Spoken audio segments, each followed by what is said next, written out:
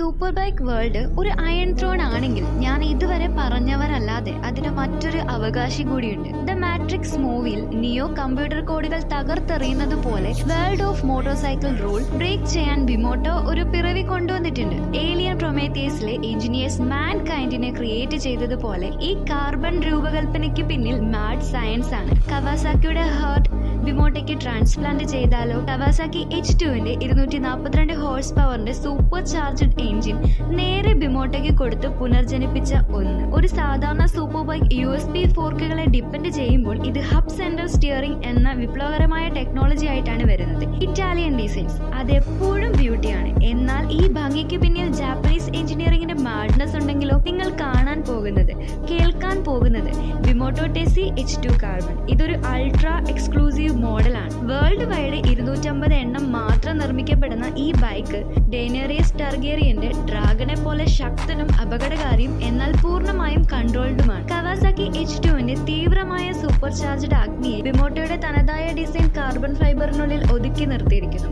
ഇതിന്റെ പ്രൈസ് 50 ലക്ഷത്തിന് മുകളിൽ വരും. ഈ ബൈക്ക് ഓടിക്കുന്ന ആൾ റോഡിലെ സാധാരണക്കാരനല്ല. അവന്റെ കയ്യിൽ ലോകം ഇന്ന് വരെ കണ്ടിട്ടില്ലാത്ത ഒരു എഞ്ചിനീയറിംഗ് ഗാഡ്ജറ്റ് ഉണ്ട്. എന്താ രസം, ബ്യൂട്ടി. എന്തൊക്കെ പറഞ്ഞാലും എനിക്ക് ഇഷ്ടപ്പെട്ടിട്ടില്ല. നിങ്ങൾക്കോ?